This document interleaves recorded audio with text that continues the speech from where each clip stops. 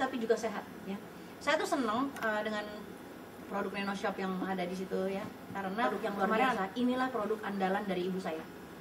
Dulu belum ada, tapi saya bersumpah demi Allah, kenapa saya menjadi seperti ini itu lantaran produk yang satu lagi ya. Jadi kalau ada di sini yang enggak memutuskan untuk membeli, itu salah sama sekali, salah betulan. 10.000 satu bulan nggak ada artinya dibandingkan apa yang dilakukan oleh ibu saya. Ibu saya ngelolosin gelangnya, ibu saya nggak beli apa-apa, ibu saya bahkan puasa untuk bisa membelikan saya buku-buku. Dulu belum ada buku Muhammad Ladanku, buku yang dipampang di situ, itu dulu belum ada. Kalaulah ada, saya bilang kalaulah itu ada, saya akan lebih dari apa yang ada saya miliki sekarang ini. Dulu itu nggak ada, ibu saya ngarang sendiri, bayangkan. Kisah itu dibacakan oleh ibu saya setiap menjelang tidur. Mama itu selalu bacakan kisah tentang seorang anak yatim yang begini, nggak disebut namanya cuma dibilang Amin. Namanya Amin. Maksudnya Al-Amin. Dan ibu saya cerita sampai saya nangis-nangis. Itulah yang membuat ya rekaman sejarah di kepala saya, di cerebral ya, di korteks cerebri saya, itu tersimpan satu nama, Amin, terpercaya. Itu juga yang membuat saya tidak suka memilih partai, tidak suka ikut-ikutan, tidak suka diancam. Dulu saya dibilang, waktu saya masih nyanyi-nyanyi, penyanyi, mereka bilang kalau nggak milih partai ini nggak dapet job loh. Enggak, yang ngasih job Allah Subhanahu Wa Taala. Gua nggak mau pilih partai yang begitu gini-gini ya, nggak takut. Itu karena apa? Karena ibu saya itu selalu menceritakan kisah baginda Rasulullah Sallallahu Alaihi Wasallam. Dan untuk itu beliau rela untuk nggak punya apa-apa. Saya ingat betul buku dulu Siroh ya namanya, sekarang juga namanya Siroh, tapi dikemas dengan sangat mudah, sangat bagus sehingga anak-anak kita suka membacanya ya. Dan kita dulu nggak ada cicilan, zaman saya kecil semuanya harus dibeli lunas, dan itu merupakan buku-buku Siroh dari Malaysia bahkan ya. Jadi ya yang teman-teman yang baru datang ya, selamat datang. Saya baru aja menyampaikan bahwa ibu menjadi apapun saja nggak pasti, tapi kita pasti jadi ibu, dan tugas seorang ibu adalah betul-betul meninggalkan jejak kenangan ya. Nah jadi teman-teman ada 2 produk yang teman-teman wajib untuk simak ya, supaya nggak rugi. Jalannya ke sini jauh banget, ada yang naik motor loh ya. Saya bilang ya bahwa mereka betul ya, dari Sigma Da Insani buku itu naik motor, memang mengharapkan teman-teman membeli, tapi sebenarnya jauh di belakang itu saya tahu betul sebuah pelatihan yang hebat adalah untuk menyebarkan misi mengenal baginda Rasulullah SAW. Jadi sebenarnya di dalam dadanya teman-teman yang mencintai Siroh, kalaulah teman-teman tahu Siroh, itu teman-teman udah nggak jatuh cinta lagi sama yang lain, akan betul-betul mencintai bagaimana hebatnya dan akan kagum. Dan nanti yang paling penting di dalam kubur ketika ditampakkan satu gambar, teman-teman bisa jawab. Nah itu aja, teman-teman bisa jawab karena apa? Karena teman-teman kenal dengan Rasulullah. Kalau nggak kenal, nggak baca sirohnya, nggak kenal, nggak tersisa jejak kenangan seperti ibu kita meninggalkan kenangan bagi kita yang awet abadi ya. Saya ingin juga teman-teman walaupun ibu ya, tapi kita berurusan sama calon suami kita dan suami kita ya. Hari ini memang saya menikah untuk yang kedua kali ya. Jadi saya sudah menyelesaikan tugas saya selama 9 tahun yang lalu. Saya beberapa kali ya. Jangan lihat bagian yang buruk ya dari diri saya, karena itu nggak buruk juga, itu adalah sebuah perjuangan yang hebat. Nah sekarang saya baru 3 bulan ini saya menikah setelah lama hidup sendiri, dan alhamdulillah nggak ada yang tahu juga, jadi nggak ribut. Tapi yang menikahkan saya, yang memberikan hak untuk berpisah dan kemudian menerima suami yang saya yang berikut ya, itu adalah ayah saya. Ayah saya yang orangnya nggak macam-macam. Sehari ini, tadi pagi saya masih di rumah ayah saya, pagi-pagi bangun di rumah ayah saya, Warisman, di kamarnya. Yang saya temukan adalah dia selalu setiap pagi sampai jam 7 atau setengah 8 dia menghabiskan waktunya untuk membaca Al-Quran walaupun 2 matanya telah operasi, terbata-bata, dan dia meminta untuk Al-Qurannya dibesarkan. Jadi kami fotokopikan yang besar. Yang ingin saya katakan, pilihlah suami ya, kalau kita ini suami, kalau kita memiliki suami, supaya kita punya anak yang benar, pilih suami yang dari tulang sulbinya itu keluar sperma dari bacaan Al-Quran. Gitu.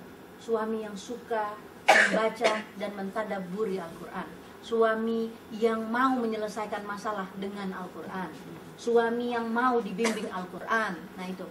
Nah, dan suami yang penting adalah suami yang mau mengikuti jalannya Rasulullah SAW. Ayah saya adalah orang yang memegang 4 sifat ini. Sidik, sangat jujur, amanah, gak pernah dalam kantornya selama 40 tahun ayah saya terlibat apapun, sangat amanah. Pekerjaan habis-habisan, mau sampai istilahnya mau sampai babak belur dia kerjakan amanah pekerjaan itu.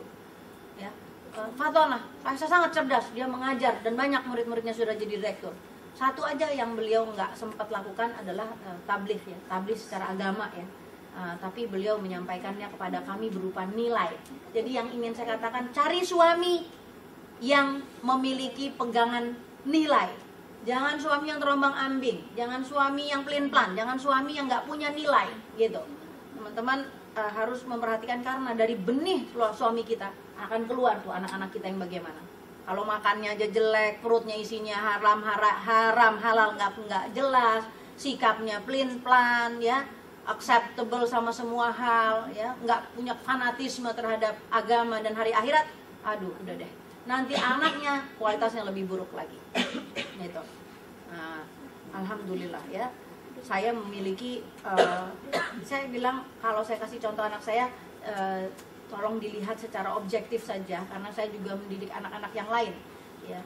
Ini kebetulan anak saya, semua rumah kami isinya buku. Itu karena apa? Karena memang bibit motivasi itu ditanam. Ini sebuah kerja, ini bukan secara kebetulan. Itu yang saya katakan. Kalau kita mau anak kita itu jadi pengembara ilmu, jadi penyuka ilmu, jadi pembelajar sejati, dari mana, kapan mulainya? Ya dari mulai di kandungan. Nanti kalau pada hamil, mulai aja. Sekarang gini, saya itu langganan majalah Ayah Bunda. Ada majalah Ayah Bunda ya? Aku tuh langganan majalah Ayah Bunda tuh dari kelas 1 SMA. Kapan saya menikah? Saya menikah umur 29 tahun. Bayangkan, saya SMA kan umur 16 tahun. Berapa lama saya langganan majalah Ayah Bunda? Selama itu juga saya membaca. Saya mempersiapkan diri saya untuk jadi ibu sehingga saya siap. Nggak tiba-tiba gitu. Jadi teman-teman juga harus mempersiapkan diri. Mau anak yang gimana, itu mesti diprogram dari sekarang. Kalau emang mau anak yang sangat menyukai buku sehingga karena Iqra adalah penting, maka teman-teman ya harus menyiapkan dari sekarang. Teman-teman menambah kuota baca bukunya gitu. Ini ya, anak ini nggak pernah nggak baca dalam hidupnya. Sekarang umurnya 18 tahun. Umurnya 18 tahun. Seluruh hidupnya itu isinya baca.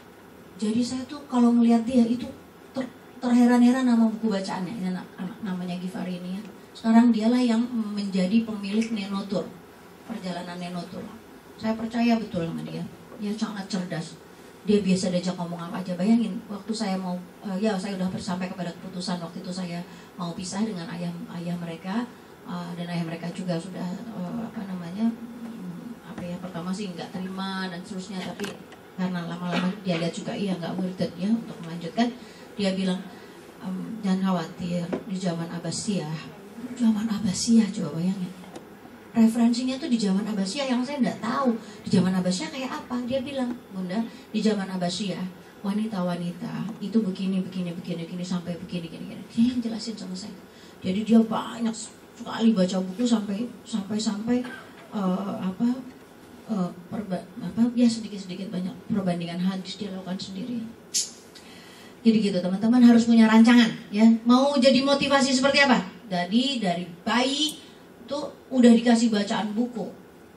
Jadi jangan gini loh, jangan kita beli apa-apa bisa, beli buku nggak bisa. Salah, ibu tuh harus beli buku. Itu saya belajar juga dari ibu saya. Wallah, ibu saya tuh menghadiahi saya buku-buku yang mahal, yang saya tuh nggak ngerti pada hari itu gimana cara ibu saya beli. Ternyata Masya Allah, ibu saya sampai berhutang ya. Tapi satu konsep besar di kepalanya dan gak rugi. Karena ternyata benar anak-anaknya jadi suka baca. Ini yang di tengah ayahnya ya, ayahnya. Doakan mudah-mudahan ayahnya segera bisa menikah lagi. Hobinya nyelam. Jadi anak saya yang kedua ini, saya suka pandang dia, saya bilang, kok bisa ya cantik gini ya? Cantik gitu, nggak kayak saya, hidungnya tinggi, kulitnya putih gitu. Yang saya program dari dia itu adalah sama, disuruh baca, bener-bener baca, tapi kecintaannya berbeda. Misalnya teman-teman bisa melihat sebuah upaya, kalau anak kita itu mau jadi apa, kita kasih stimulan namanya. Stimulannya sama semuanya, tapi hasilnya akan beda. Kalau yang ini memang dari kecil udah bilang, aku mau sekolah nanti ke desain, ya karena dia visual. Sekarang dibelikan laptop, ya Mac 300, Mac Pro itu dia sudah bikin karya-karya. Nah, tapi ujungnya, nah sekarang itu motivasi ujungnya, saya bilang itu Jojo apa nyanyi cuma bla gitu, lip sync gitu bisa jadi miliarder. Kamu 18 tahun, gitu. Sekarang dia 16 tahun. Umur 18 tahun nggak boleh minta uang lagi sama orang tua. Sudah harus bisa kerja dari bakatnya. Itu motivasi. Sehingga dia 16 tahun kemarin dia sudah bisa bergaji 1 bulan 4.500.000 1 bulan.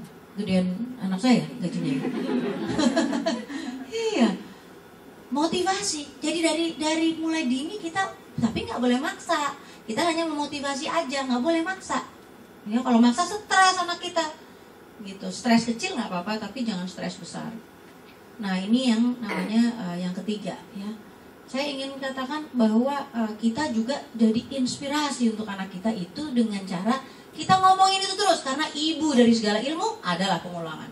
Ibu dari segala ilmu adalah pengulangan. Ibu dari segala ilmu adalah pengulangan. Jadi yang namanya pendidikan itu adalah mengulang-ulang dengan cara yang tidak membosankan. Jadi kalau ingin jadi ibu yang motivasinya kuat dan inspirasinya kuat, ya harus mau mengulang-ulang. Ulang-ulang apa? Ulang-ulang nilai, lagi-lagi nilai. Bukan nilai sekolah. Nah, kebanyakan ibu-ibu terjebak nih. Calon ibu dan ibu karena dulunya digedein sama ibu yang nanya nilai mulu, akhirnya begitu punya anak, nilai menjadi sangat penting, nilai sekolah. Padahal nilai sekolah penting nggak? Nino tanya, nilai sekolah penting nggak? Ragu kan jawabnya? Karena buat ibu kita dulu nilai penting, iya kan? Sampai-sampai nilai kita pun, harga diri kita tergantung nilai kita. Kasih sayang ibu kita akan tergantung nilai kita di sekolah. Padahal nilai itu nggak penting sama sekali, nilai sekolah. Wallah, nggak penting sama sekali. Yang penting apakah dia mendapatkan nilai itu dengan cara yang jujur, itu penting. Sehingga nyontek itu menjadi sebuah aib dan menjadi sebuah aib yang sangat memalukan. Alhamdulillah di negeri ini hampir semua anak nyontek. Iya. Terus mau jadi bangsa apa? Makanya jadi bangsa mitu kan Bu, Mbak. Jadi bangsa mitu, bangsa yang tiru-tiru. Gak bisa mengkreat sendiri, gak bisa punya kreasi sendiri. Kalau udah ada yang sukses, pada ngikutin deh. Gitu. Gak punya. Karena apa? Karena dibabat habis di dini usianya. Kapan itu? Di masa-masa sekolah yang sangat begitu indah. Kalau kita hasil produk dari sebuah sekolah yang mematikan dan menumpas kreativitas kita, jadi ibu jangan lagi. Ntar dosanya kebanyakan. Ntar tanggung jawabnya ke Allah bagaimana? Mendingan anak kita motivasi dia. Hai nak, lagi mecahin piring gitu misalnya. Anak kita lagi mecahin piring, kita bilang, hai nak, lagi mau buat apa? Malah lagi berpikir mau bikin piring yang anti pecah ya. Itu kan motivasi, ya, inspirasi, ya. Anak kita main becek-becekan ya, di dalam rumah gitu. Jangan marah. Karena apa? Karena dia lagi berlayar. Dia sedang menuju sebuah imajinasi yang luar biasa. Kalau kita enggak, kita itu terkotak di dalam sebuah stigma di mana rumah harus bersih, capek bersihinnya, ya kan? Baju anak harus bersih karena capek nyucinya, ya. Makan, pokoknya yang penting siapa yang yang punya uang untuk membayar gaji pembantu. Sesungguhnya yang dilakukan olehmu, oleh kita sebagai perempuan itu sia-sia. Sia-sia kita cari uang untuk bayar babysitter, untuk bayar pembantu. Nah, sementara sambil kita bayar, sambil kita rebut semua kemampuan anak kita. Ya, karena apa? Karena pembantu mengerjakan semuanya kan, bukan membantu kan. Ada nggak nih pembantu yang gini, on call ya. Nanti kalau ibu udah panggil, baru kamu datang ke sini. Selebihnya, silakan nonton TV, silakan kamu santai-santai, pedicure, manicure, gitu. Ada nggak ibu rumah yang bilang gitu? Gak ada. Padahal yang namanya pembantu itu harusnya hanya membantu saja. Dan saya melakukan kesalahan yang besar. Saking cintanya pembantu rumahnya ibu saya yang udah bekerja 25 tahun. Sampai saya tuh udah anak-anak saya kemarin 12 tahun, 13 tahun. Saya selalu berusaha melepaskan diri dari bantuan pembantu, itu susahnya luar biasa. Alhamdulillah belakangan ini berhasil. Berapa tahun saya terlambat? 10 tahun terlambatnya. Jangan ikuti jejak saya. Anak saya sangat hormat, cium tangan sama pembantu, akhlaknya baik. Tapi dimanjain, dan salahnya bukan anaknya. Salah ini pembantunya terlalu cinta. Sampai anak tuh gak boleh ngelangkah. Udah dia duduk aja sini mbak yang bikinin. Gitu. Saya tuh khawatir. Saya bilang ya Allah ya Rabb, saya tinggalkan anak yang besok ini gimana? Kalau lah suaminya kaya, tahu apa kata anak saya ketika saya bilang gitu? Kalau lah anak suamimu kaya, ya insya Allah kaya mami, tajir insya Allah. Gitu anak saya jawab. Oke, alhamdulillah insya Allah, amin. Kan mami udah ajarin kita bisa kerja, kita bisa cari duit gitu kan? Iya nak, tapi nggak bisa. Sekarang mami rasakan, saya share sama mereka. Saya share apa? Saya tuh nggak dididik masak sama ibu saya. Kakak saya semuanya pintar masak. Ibu saya, saking saya juara lomba, apa-apa semuanya pintar di sekolah, pintar-pintar. Sampai hari ibu saya bilang, udah. Kalau saya ke dapur, udah sana nanti kalau udah matang aja. Udah kakak saya yang 2 atau yang 3 masak. Akhirnya mereka pintar masak. Saya masak air aja angus. Nah, nggak seburuk itu sih gitu. Tapi saya ini udah lama sekali. Hari ini dan kemarin putri saya yang nomor 3 ini sakit. Ini sekarang lagi saya tinggalin, lagi panas. 3 hari inilah saya masak buat dia. Saya masak dengan air mata. Saya betul-betul ya Allah ya Rabb, sesuatu yang bahagia sekali ketika saya tinggalkan dia dengan makanan yang saya berikan. Terus kemarin dulu saya tanya, mau dipesenin makanan ini dek, mau dibikinin, ada satu orang yang siap untuk saya panggil kapan aja, masak secepatnya, masak apa aja, ada di dekat rumah saya, ada, bisa pijit enak, bisa suruh jagain rumah, bisa suruh jagain anak, apa aja pokoknya bisa. Paling enak tuh kan orang kayak gitu kan, bikin kita males kan.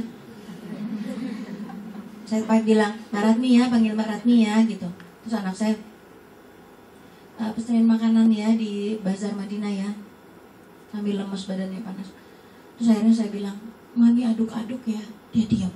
Ya Allah, pukulan berat sekali buat saya. Terus saya akhirnya ke dapur, terus saya walaupun hanya sekedar etrek-etrek ya, saya ngarang. Anak saya tadi bilang, sebelum saya pergi ke sini saya masak dulu. Terus anak saya bilang, apa deh yang kurang? Maaf ya udah lama sekali deh mami nggak ini. Terus dia bilang, masih rasa bihun gitu. Bihun jagung, masih rasa bihun, maksudnya tuh bumbunya kurang enak sebenarnya. Tapi terus dia bilang, tapi enak mami, tapi enak. Terus saya ingat ada satu kisah di buku di luar ya, bahasa Inggris, yang menceritakan apa pengalamanmu yang paling berkesan dengan ibumu. Ada seorang anak sukses yang dia menjawab, suatu malam ibuku dalam keadaan dia sakit panas, dia keluar dari kamarnya dan melihat aku sedang sendirian menatap bintang di balkon rumah kami, dan kemudian dia mengendap-endap ke dapur dan dia memasakkan makanan kesukaanku. Terus itulah momen yang paling berkesan dalam seluruh hidup. Hanya satu kali itu saja. Terus saya bilang, ya Allah, mudah-mudahan Allah jadikan ya tangan saya yang lama sekali nggak bisa masak ini menjadi kenangan untuk anak saya. Terus anak saya bilang, mami sih hebat seperti Mbak Makfi. Padahal mami jarang masak, tapi kalau lagi masak terus apa aja bisa dimasukin gitu.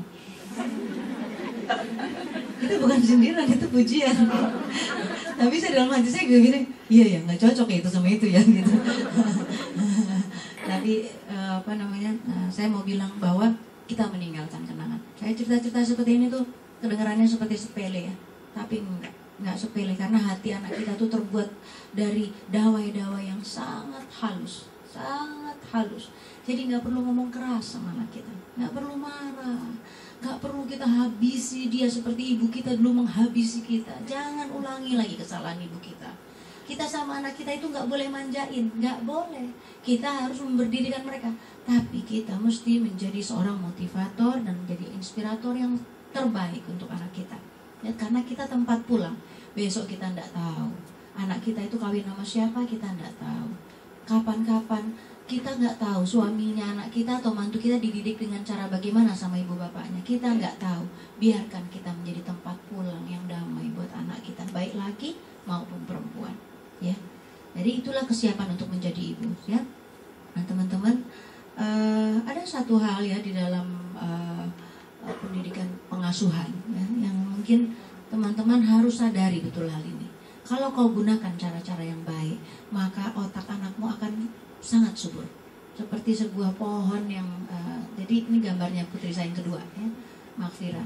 Ini waktu itu menang di berapa 6 negara gitulah ya kira-kira, karena di balik itu ada maknanya. Jadi pohon yang subur, ya. Sedangkan kalau kita menggunakan cara-cara yang buruk kepada anak kita itu seperti pohon yang kerontang. Jadi di dalam diri dan jiwa anak kita tuh ada yang kerontang, cuma kita seringkali nggak tahu. Buahnya apa? Buahnya dia jadi bete, buahnya dia jadi nggak punya inisiatif, jadi nggak berbakti. Kita minta dia berbakti, susah amat anak saya suruh berbakti. Tapi Masya Allah ya, saya bersyukur sekali karena saya nggak menggunakan cara kekerasan. Please follow the way of Muhammad, the Muhammad way.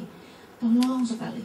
Ya teman-teman, jangan sayang sama uang 10.000 satu hari, cuma 300.000. Teman-teman baca lagi buku ya Muhammad Teladanku. Lalu teman-teman masukkan ke dalam diri ya semua perilaku yang begitu halus milik baginda Rasulullah SAW. Seorang pengemis di pojok pasar, orang Yahudi, kerjaannya maki-maki Rasulullah. Oke. Waktu Rasulullah wafat, Rasulullah Abu Bakar As-Siddiq, sahabat tercinta beliau, datang kepada anaknya, Ibu Aisyah. Anak Aisyah anaknya Abu Bakar As-Siddiq. Ditanya, wahai Aisyah, apalagi amalan suamimu yang belum aku kerjakan? Ibu Aisyah bilang, enggak mungkin hal ini. Ayah, ada satu, semua sudah kau jalankan, tapi yang satu ini sulit ayah. Katakan. Begitulah kecintaan para sahabat kepada Rasulullah, sehingga semua perilakunya ingin ditiru. Maka Aisyah mulai membeberkan apa yang dilakukan oleh Rasulullah. Besok paginya Abu Bakar As-Siddiq radhiyallahu anhu langsung pergi ke pojok pasar dan menemui seorang pengemis tua. Pengemis tua ini sedang memaki-maki Muhammad, ya, orang gila, kurang ajar, apa segala macam lah. Pokoknya maki-makian yang sangat keras. Saya nggak tega mengatakannya, tapi lebih daripada yang saya katakan. Kotor, sumpah serapah kotor. Kemudian Abu Bakar memberikan kode sebagaimana ditunjukkan oleh disampaikan oleh anak beliau Ibunda Aisyah. Lalu adegannya itu menyuapi makanan. Dan ketika tangan Abu Bakar As-Siddiq radhiyallahu anhu, kita tahu Abu Bakar As-Siddiq adalah orang yang bangsawan, mulia, jalannya saja anggun sekali. Beliau adalah orang yang berdarah biru ya di kalangan suku Quraisy. Tapi begitu beliau duduk dan menyuapi, ini adegannya menyuapi ya, menyuapi pengemis tua itu menampik, ya, menampel, kau bukan orang yang biasa, gitu. Abu Bakar tersadar, kaget, ya, kenapa kau kasar? Bayangkan, Abu Bakar sangat halus, tetapi pengemis tua itu yang buta itu bisa mengenali, ya, bagaimana tangan halus baginda Rasulullah menyuapi orang yang memaki-maki dia sepanjang waktu. Dan beliau nggak pernah mengatakan apapun, hanya menyuapi saja, menyuapi. Kadang ada bagian yang kasar, beliau gigitkan lebih dahulu, disuapi. Setelah itu, kemana orang yang biasa? Lalu Abu Bakar terdiam. Dia merasa sedih mengingat kekasihnya Rasulullah SAW. Dan kemudian dia katakan, orang itu sudah pulang ke Tuhannya. Nah, pengemis tua itu kaget dan dia tertunduk. Selama ini aku selalu disuapi oleh orang itu dan aku tidak pernah tahu namanya. Nah, katakan padaku, siapa nama orang itu? Berguncang dada Abu Bakar mendengarnya. Sambil menahan ya deru di dadanya sendiri, Abu Bakar mengatakan, dialah Muhammad Rasulullah. Kaget sekali pengemis tua itu. Dan kemudian dia menangis terguguk-guguk ya. Dia menyadari betapa ya seorang ya, yang dia maki-maki setiap hari itu berlaku begitu indah kepada dia. Perilaku itu mestinya dicontoh oleh setiap ibu, kepada anak-anaknya. Betapapun rewel anak-anaknya yang ada pada diri seorang ibu, hanyalah kasih sayang, hanyalah kemaafan, hanyalah kemauan untuk memberi, hanyalah kemauan untuk mengusap, ya, mendorong, memotivasi. Gak ada hak untuk setiap ibu untuk marah, apalagi di usia 0 sampai 7 tahun yang pertama. Rasulullah membuktikannya.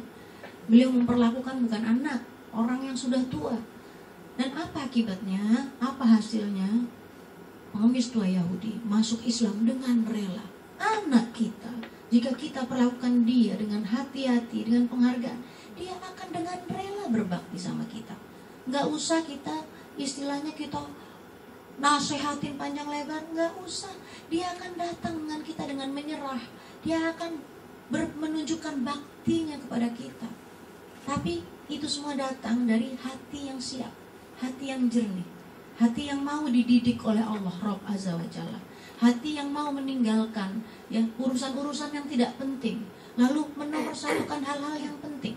Makanya kita sebagai wanita harus tahu mana yang penting, mana yang tidak penting. Ya, teman-teman. Ya.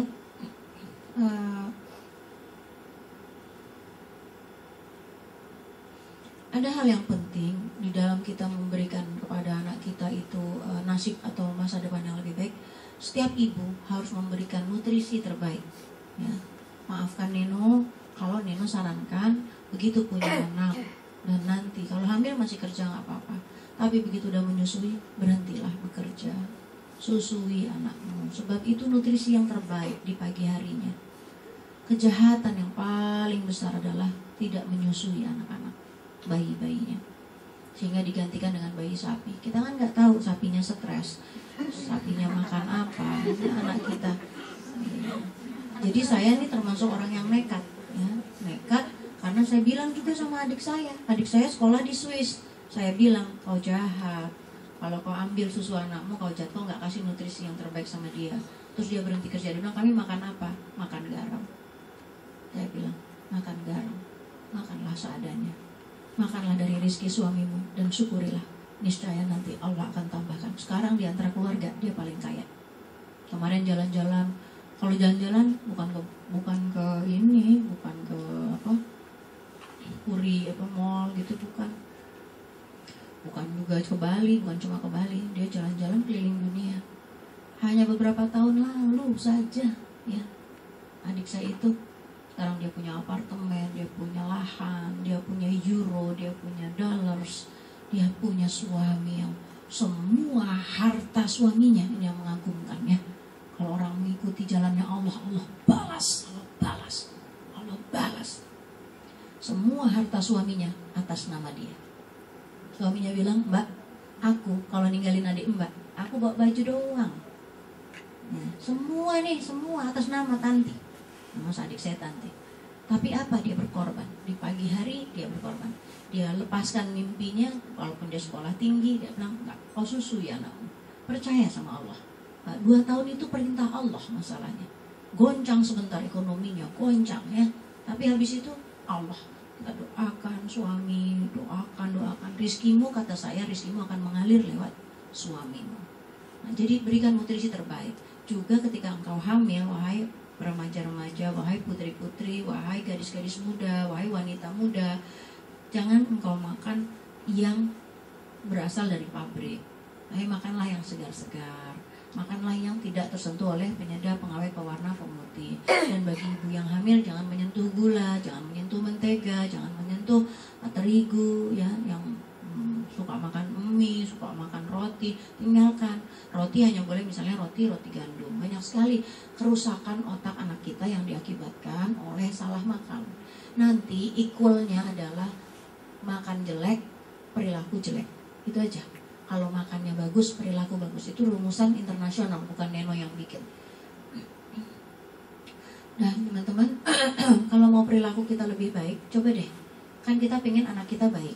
Ya, anak kita baik. Kalau anak kita nggak baik, jangan tunjuk anak kita, jangan bawa dia ke psikolog. Saya teman saya psikolog semuanya. Ya, saya juga lahir di lingkungan psikolog, sampai-sampai saya disangka psikolog, dan saya pun memahami sebahagian ilmu tentang kejiwaan misalnya. Dan banyak juga karena itu juga ilmu kan nggak harus dituntut di universitas, ya, bisa juga kita pelajari. Tapi jangan sampai anak kita bawa ke psikolog atau psikiater. Cukuplah kita memperbaiki diri kita sendiri dulu. Ada tahun lalu ya, yang tahun lalu kalau mau baikin itu rubah diri kita sendiri dulu. Dari mana? Dari makan kita. Makannya apa? Sumbernya. Kalau kau pemarah, kalau kau pecemburu, coba deh lihat deh. Ada yang salah dengan dirimu. Sebab apa? Tauhid ilallah, ketergantungan kepada Allah itu akan membuat kita terus terang untuk menjadi istri kedua. Senang sih, senang ya, maksudnya membayangkan kita punya tempat yang lebih daripada istri pertama, istilahnya gitu ya, dalam masa kesendirian saya. Tapi yang saya bayangkan, bagaimana lah ya bila terjadi pada saya gitu, ada hati yang terluka, ada anak-anak, betapapun saya pernah sangat mencintai seseorang ya, sangat mencintai seseorang dan dia istrinya juga nggak beres gitu, rumah tangganya nggak beres, entoh, tapi pada akhirnya saya mengatakan bahwa kita itu harus hidup dan selalu memperbaiki kualitas keimanan kita gitu. Jangan sampai apapun menggoncangkan kita. Saya setuju poligami dari umur 18 tahun, tapi toh sampai hari ini ketika saya sekarang sama suami saya yang baru saja 3 bulan menikah ini, kemarin dia bilang stop Dok, panggil saya Dok, umurnya 24 tahun. Saya 48 tahun. Dia umurnya 24 tahun. Saya umurnya 48 tahun, separoh. Jadi saya udah melanglang buana ke Eropa, dia baru lahir. Tapi dewasa luar biasa dan apa yang dia katakan? Stop Dok, jangan ngomong gitu lagi. Apa yang saya katakan? Sejak lama saya berpikir tentang poligami. Kalau sebagai yang kedua, saya nggak tego. Tapi kalau sebagai yang pertama, saya kok mau, boleh ya, yang kemarin ditaksir 2 itu mau nggak dicoba lagi, gitu. Saya menempatkan diri saya, suka saya pada poligami, saya mau menerima, walaupun saya belum bisa menjalankannya, gitu. Belum bisa dan belum tahu, apakah sampai hari ini, apa setahun depan, 2 tahun depan, 3 tahun depan, saya nggak tahu. Tapi saya merasa saya bisa menerima, karena apa? Karena saya memperbaiki terus. Karena buat saya suami itu adalah partner. Suami itu adalah partner untuk kita berlomba dalam berbuat kebaikan di sisi Allah Azza wa Jalla. Jadi bukan Tuhan. Jadi wanita-wanita yang terlalu hebat mendewakan suaminya, itu nanti kena batunya. Jadi gak boleh. Suami kita tuh gak boleh lebih penting daripada Allah Azza wa Jalla. Suami kita tuh gak boleh lebih penting daripada Rasulullah Sallallahu Alaihi Wasallam. Kecil. Suami kita tuh sangat kecil dibandingkan Rasulullah. Maka pengorbanan kita harus untuk Rasulullah itu harus wajib lebih daripada siapapun saja. Ya. Suami kita tuh sepele sekali gitu. Jangan kita dewa-dewakan. Tapi juga jangan kurang ajar sama suami. Saya bilang, ojo ngene yo, ojo ngene karo bojomu, mbek bojomu ojo ngene. Gak boleh kita walaupun penghasilan lebih besar, gak boleh begini. Karena itu saya tunduk. Saya kalau dimarahin, kalau ditinggung apa saya tunduk. Iya. Memang saya yang salah. Walaupun bukan saya yang salah ya, saya bilang saya yang salah. Maafin ya, nanti saya perbaiki ya. Gitu. Saya selalu menempatkan diri saya seperti itu. Kecuali kalau sudah terjadi penghinaan kepada baginda Rasulullah Sallallahu Alaihi Wasallam, kita akan marah dan boleh berang. Itu pembelaan kita. Kalau Nabi sampai dihina, ya, itu sikap para salafus saleh. Dan itu membakar dada setiap orang yang mulai belajar mencintai Rasulullah SAW. Dan itu nggak bisa kecuali kita membaca sirah. Kalau kita nggak baca sirah, kita nggak bisa memiliki deru seperti ini. Saya heran, kenapa guru saya kalau membicarakan Rasulullah itu kalau ada orang yang mencintai Rasulullah lebih daripada dia, itu dadanya bergelora. Saya nggak ngerti. Belakangan saya coba. Ternyata saya mulai memiliki rasa cinta yang seperti itu. Dan buat saya nggak ada artinya. Ketika saya harus mempersaingkan suami saya dengan Rasulullah, nggak bakal saya bela suami, tapi saya bela Rasulullah. Saya lebih ingin ketemu dengan Rasulullah. Saya pengen ketemu dengan suami kelak, tapi saya lebih ingin bertemu dengan baginda Rasulullah SAW. Nah itu sudah mulai saya rasakan. Itu karena apa? Saya dididik dan saya membaca sirah. Saya baca perlahan-lahan, bertetesan air mata. Saya bilang, ya Allah, andaikan saya pemimpin negeri ini, saya suruh semua orang baca sirah di negeri ini. Itu adalah kunci, itu kunci jawaban untuk perbaikan iman. Selama kita nggak tahu sirah dan nggak tahu syama'il, nggak tahu bagaimana Rasul kita, nggak bakalan kita mencapai esensi cinta sejati kita. Ya karena dengan kita cinta kepada Rasulullah, kita menjadi tahu betapa besar cinta Allah kepada Rasulullah, betapa besar cinta Rasulullah kepada Allah. Dan itu bukan sebuah penghambaan, bukan sama sekali.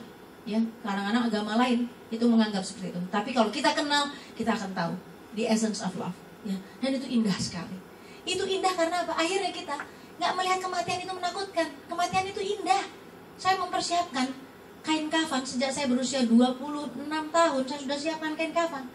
Gak ada yang lebih indah daripada membayangkan akan bertemu dengan Allah. Orang yang puasa itu ada dua. Pertama, kebahagiaan berbuka. Kedua, kebahagiaan dia akan bertemu dengan Allah. Dan pertemuan dengan Allah itu benar, hak, sahih. Man sa'a biwalidayhi wa huwa fi sabilillah.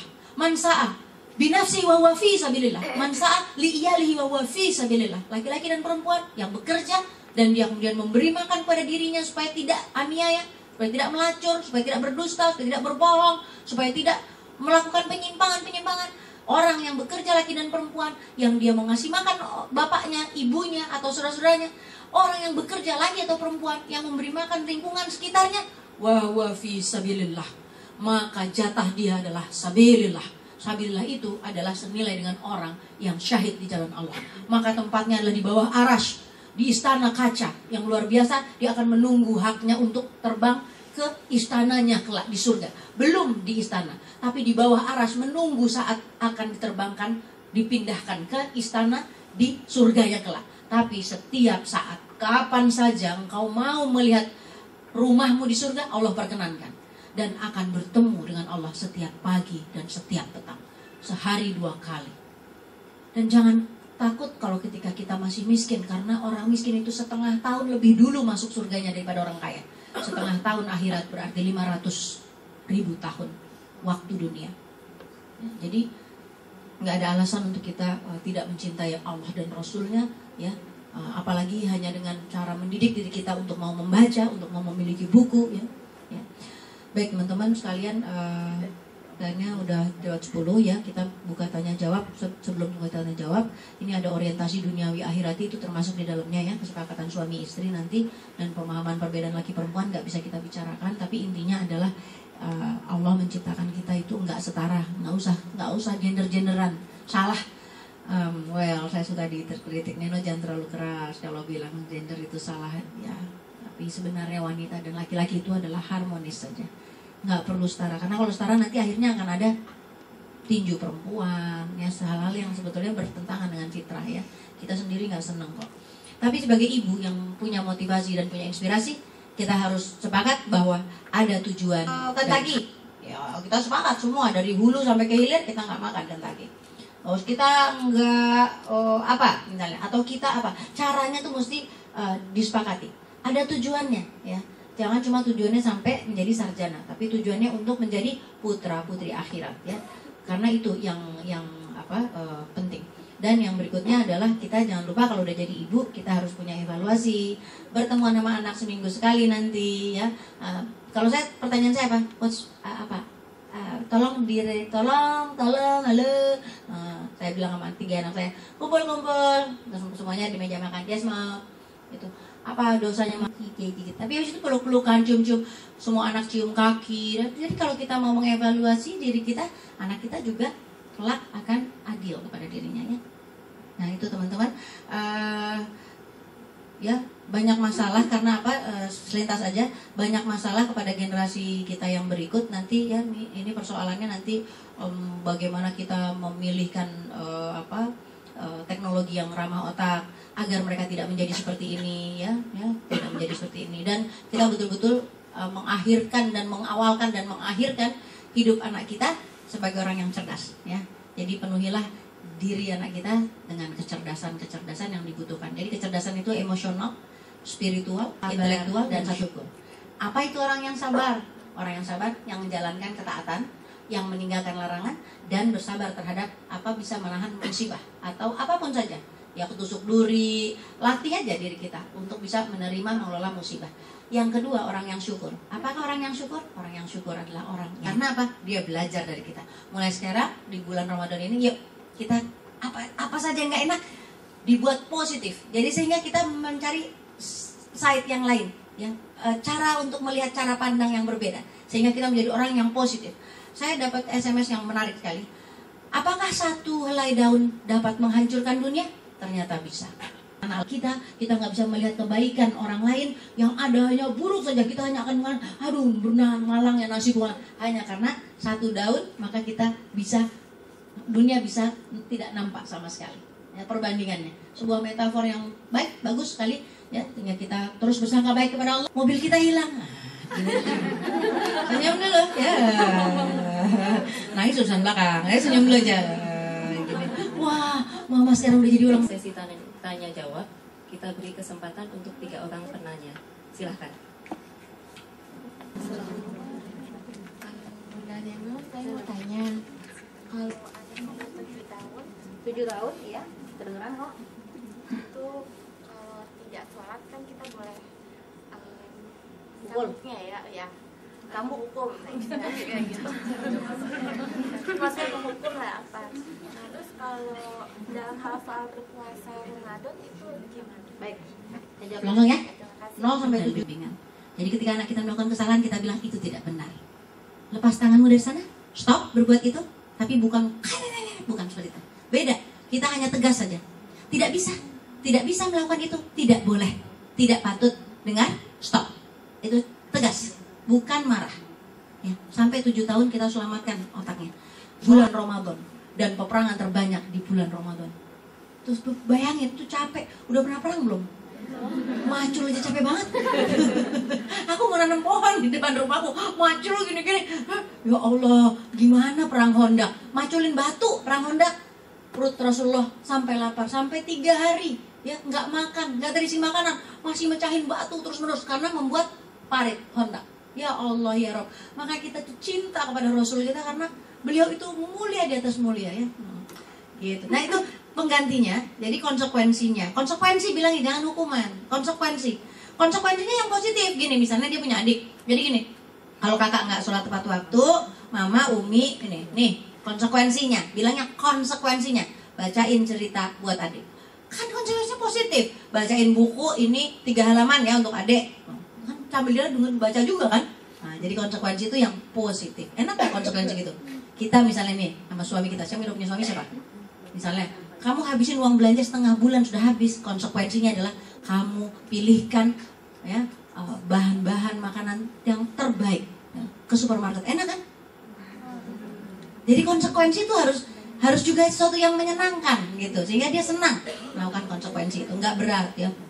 Konsekuensinya hukumannya ya. Oke, baik teman-teman, itu ada lagi?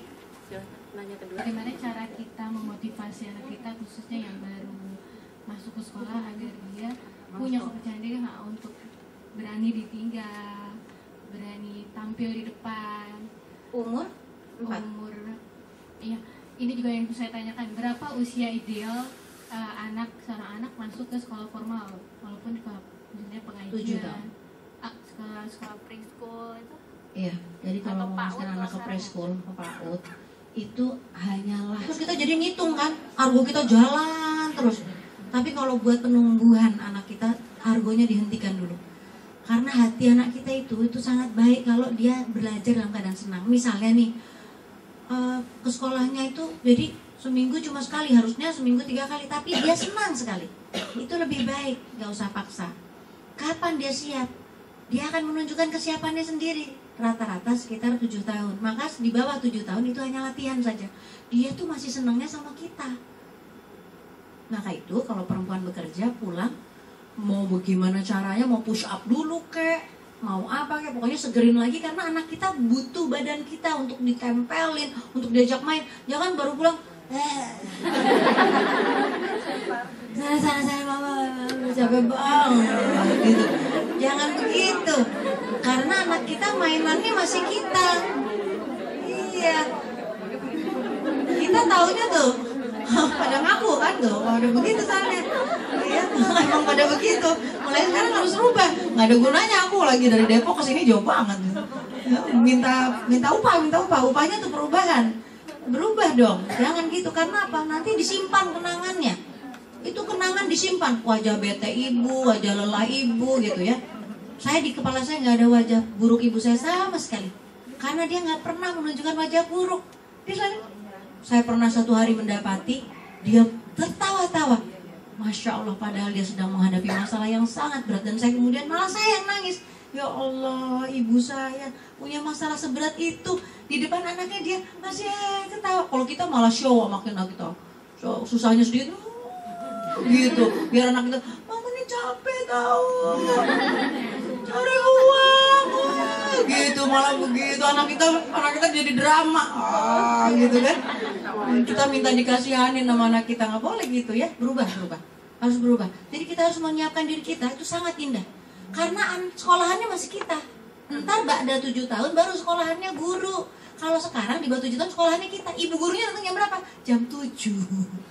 Itu ibu gurunya. Yang datang tuh jam 7 itu ibu gurunya. Yang sebelumnya itu pengasuh, kepala sekolah ya, walaupun di Jimbore atau di sekolah internasional apapun saja, semuanya itu hanya pengasuh. Guru besarnya adalah ibunya yang pulang udah dengan lelah, pengen mandi keramas-keramasnya silakan. Habis itu kita siap sama anak kita. Here I come. Ya. Kita siap nyanyi, kita siap. Walaupun di sini, ya Allah, ampun ya Allah, ya. Walaupun gitu, tapi naik, dituduhin. Kalau kita punya anak laki-laki kan, bapaknya belum pulang, dia butuh main yang gebu-gebu kan sama siapa? Anak kita, ya kan? Jadi kita jadi kesatria, kita gini-gini. Sama anak laki, kalau anak perempuan main lah ya, isi hidup anak kita dengan main. Kelak dia jadi orang yang tidak main-main. Tapi kalau kita nggak isi hidup anak kita dengan main, besok dia akan jadi orang yang main-main. Iya, nebus judulnya ya. Agama dimainin, politik dimainin, rakyat dimainin, ya kan, uang dimainin ya? Gitu. Jadi penuhi anak hidup anaknya dengan main. Kayaknya susah banget ya. Enggak. Cara memotivasinya gimana kalau nanti dia udah waktunya sekolah? Ya, tanyain aja sama dia. Tanyain sama dia. Adik senang nggak di sekolah? Ayo, nanti adik ketemu lagi kan sama yang misalnya dia sis siapa namanya, misalnya Nisa. Nisa kemarin gimana? Kita harus tahu siapa yang dia senengin, apa yang dia senengin, warna apa yang dia senengin, baju apa yang dia senengin, apa yang dia senengin, judul yang dia senengin, makanan apa yang dia senengin di sekolah, ruangan mana yang dia senengin di sekolah. Itu harus kita tahu. Guru mana yang dia senengin di sekolah, itu harus kita tahu persis. Jadi kalau dia lagi males-malesan, kita bilang, nanti kan jadi nggak ketemu dong. Nanti mana tahu loh, nanti ibu guru ntar kan kemarin suka kan sama pita brosnya ibu guru. Kemarin ada bilang, ibu guru kerudungnya lucu loh. Anak-anak gitu kan suka asal lewat gitu. Dia bilang, ibu guru pakai kerudung lucu deh. Ngomongnya gitu dong, ibu guru pakai kerudung lucu deh. Itu tandanya dia senang. Itu kita tangkap gitu. Kita bilang, ibu guru siapa tahu loh, ibu guru pakai kerudung yang lebih lucu. Biasanya dia gitu ya. Gitu, sederhana. Anak-anak tuh sederhana. Bisa kita motivasi dari hal-hal yang sederhana sekali. Jadi jangan kita bilang, bersekolahlah, kelak engkau akan menjadi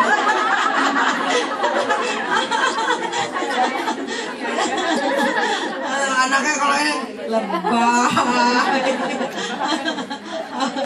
ya gitu. Jadi dengan bahasa anak-anak kita, dengan kesukaannya, kalau nggak berhasil jangan kecewa. Emang di badan lagi capek, mau apa? Ya udah kita manja-manjain aja, kita pijitin, atau kita ambil telepon misalnya kita udah di kantor.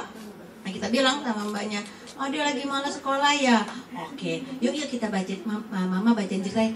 Bolos aja sekolah, kerja bolos di 10 menit. Pura-pura kamar mandi juga nggak apa-apa.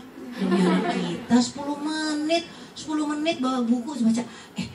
Mama lagi ini lah. Mama keluar dulu loh dari ruangan. Mama nggak kerja untukmu. Sini deh, lagi nggak sekolah. Sini mama bacain ya. Nih ada cerita. Cuma begitu doang, terkesan otak anak kita. Padahal 10 menit kita bawa ngobrol sama teman kita yang nggak perlu-perlu. 10 menit lewat nggak kerasa ya. Mendingan kita ngobrol sama anak kita. Gitu kira-kira cukup apa enggak? Siap. Oke teman-teman, saatnya belanja, silakan. Atau belum? Satu lagi boleh? Ada yang baru ngidam ya berapa bulan gitu, uang aja Tapi kalau dia lagi hamil? Enggak. Sabar ya. Iya, tapi kalau uwa tapi kan ada yang nafsu mau makan, ada yang enggak gitu. Tapi kalau mau mempertahankan untuk tetap puasa, walaupun udah muntah mual-mual yang cuma air doang, itu gimana hukumnya? Batal apa? Ini guru saya kemarin juga ada pertanyaan, saya nggak ngerti fikih ya. Kuat nggak? Jadi saran dokternya, cari dokter yang soleh juga gitu. Jadi jangan dokter yang sholat aja enggak, ya dokternya nggak akan ngasih rekomen. Tapi yang adil gitu. Ya tapi kalaupun dia nggak dapat dokter yang misalnya yang kita nggak tahu dokternya sholat apa enggak, kita nggak tahu, tapi dengarkan kata dokter. Ya, lebih baik dengarkan kata dokter. Kedua, kalau memang hati kuat untuk puasa misalnya, dan tidak ada peristiwa yang heboh banget seperti misalnya kejang, terus misalnya sampai apa, kalau cuma keluar gitu-gitu, itu karena seumur hidup dia dehidrasi. Jadi ibu-ibu yang folik acid ya harus minum itu mual, itu betul kejadian hebat, tapi kurang air. Jadi di waktu sahurnya, sebelum sahur, jadi artinya sebelum sahur dia bangun misalnya jam 3:30 atau jam 3, dia minum, terus minum, pipis lagi, minum, jadi di terapi ya ibu hamil tersebut. Nanti akan ada perubahan kalau emang dia hatinya kuat. Tapi kalau misalnya sangat mabuk gitu, nggak boleh maksa. Nah, syaratnya adalah nggak boleh maksa. Ada sahabat Rasulullah SAW berdiri sampai mengikat pinggangnya ya, jadi diikat di kanan di kiri, saking pengen sholat malam sepanjang malam. Dan Rasul bilang jangan berlebihan.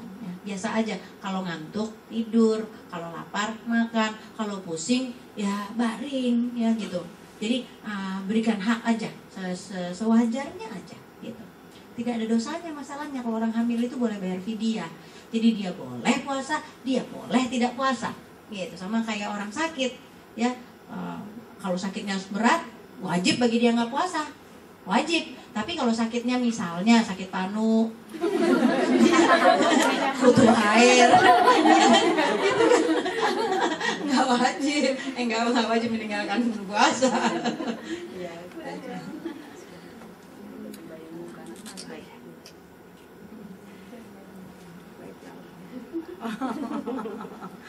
aduh, masya Allah. Baik teman-teman, semoga kajian ini bermanfaat dan dapat kita implementasikan dalam keseharian untuk mendekatkan keimanan kita kepada Allah Subhanahu wa Ta'ala. Sebagai penutup, mungkin Bu Darlino mohon dapat memimpin doa bersama. Mungkin ini karena ilmu rendah ya. Jadi kalau kata banyak ulama salafus saleh itu doa, mungkin teman-teman kan semua pada ngaji lebih baik dari saya. Doa itu yang afdal adalah memang sendiri. Tapi karena kita punya tabiat gitu, kita senang ya untuk mengukuhkan hati, nggak apa-apa juga ya. Jadi kita berdoa. Nino cuma ingin katakan syarat orang berdoa itu hatinya merendah di hadapan Allah. Di antara roja dan khauf, di antara perasaan takut tidak dikabulkan, cemas, dan di antara roja yaitu harapan, keyakinan akan dikabulkan. Dan kemudian menundukkan diri di hadapan yang memiliki bintang-bintang, memiliki miliaran galaksi, sehingga kita jadi tahu diri, mengangkat tangan ya kepada Allah. Itu adab orang berdoa. Dan kemudian istighfar, dan sholawat, dan memuji-muji Allah dengan namanya yang baik, dan menghaturkan permohonan. Ud'uni astajib lakum. Mari teman-teman kita merendahkan diri kita. Astaghfirullahaladzim, alladzi la ilaha illallah wahdahu la syarika lah, lahul mulku wa lahul hamdu wa huwa ala kulli syai'in qadir. Astaghfirullahaladzim, alladzi la ilaha illallah wahdahu la syarika lah, lahul mulku wa lahul hamdu wa huwa ala kulli syai'in qadir. Astaghfirullahaladzim, alladzi la ilaha illallah wahdahu la syarika lah, lahul mulku wa lahul hamdu wa huwa ala kulli syai'in qadir. Allahumma salli ala Muhammad wa ala ali Muhammad. Allahumma salli alaihi wasallam.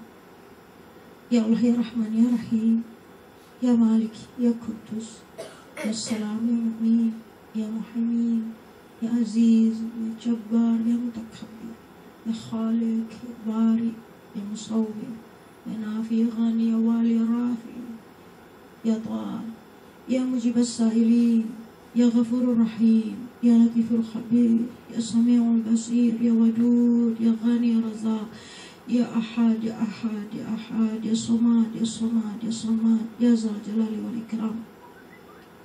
Allahumma ya Rabb, ini hamba bersama teman-teman hamba ya Allah, para wanita yang bertekad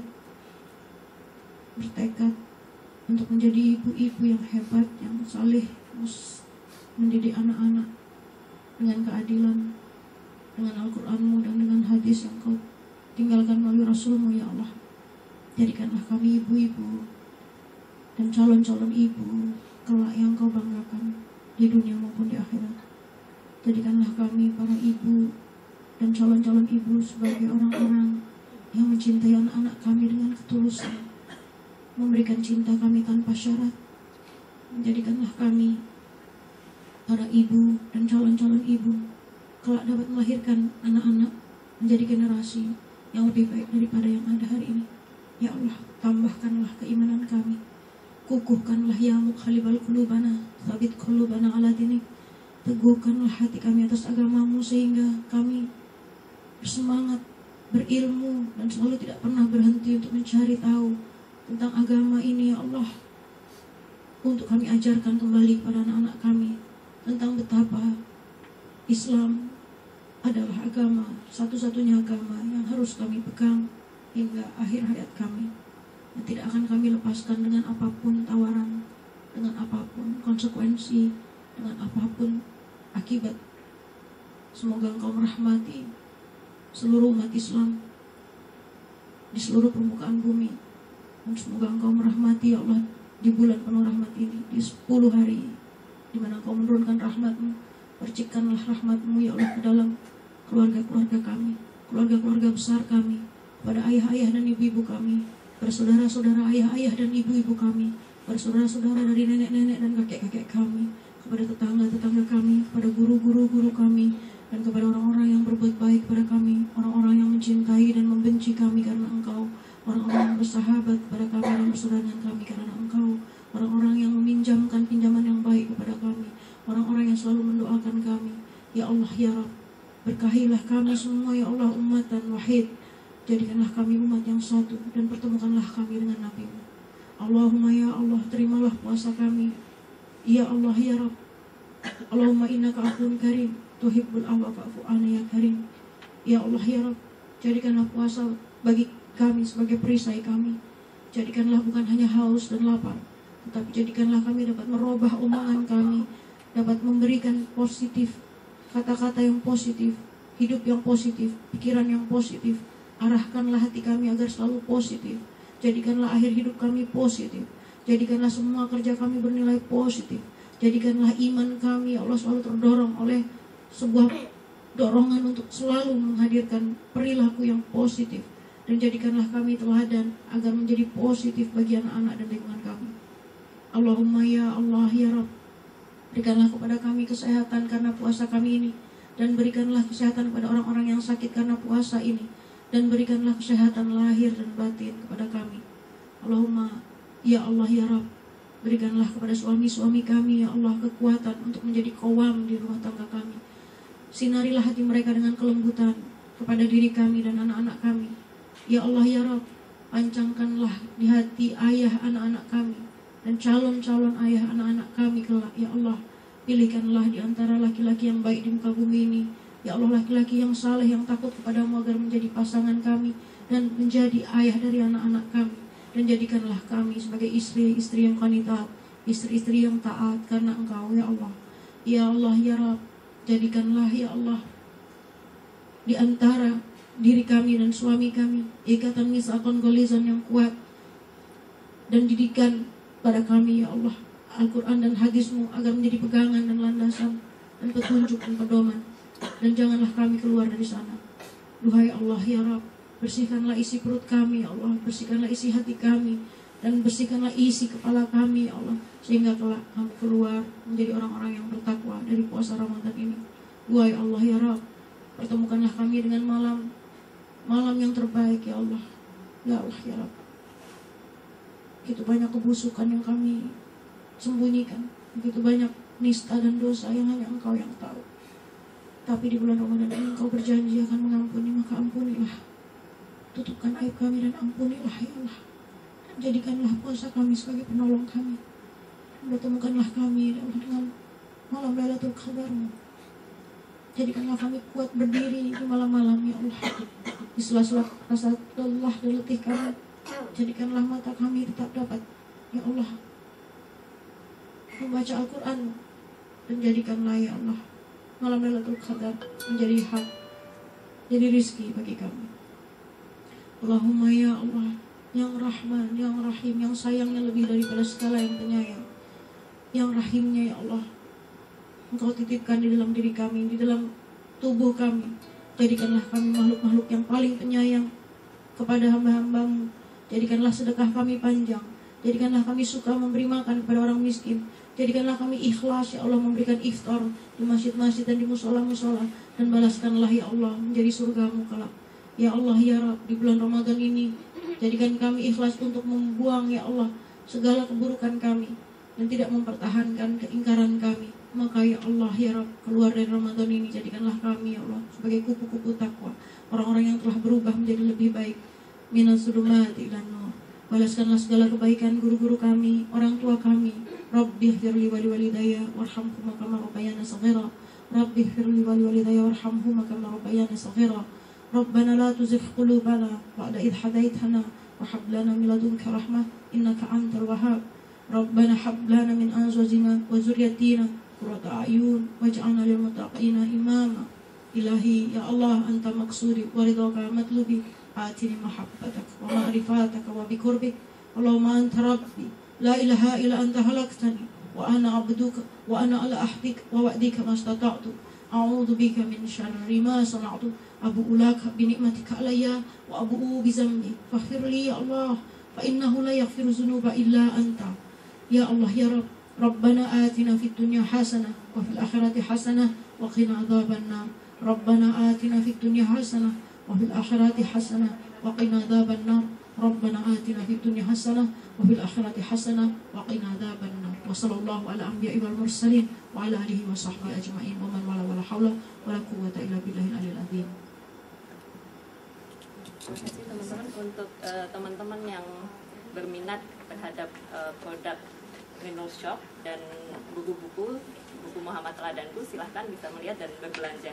Terima kasih. Assalamualaikum warahmatullahi wabarakatuh. Waalaikumsalam.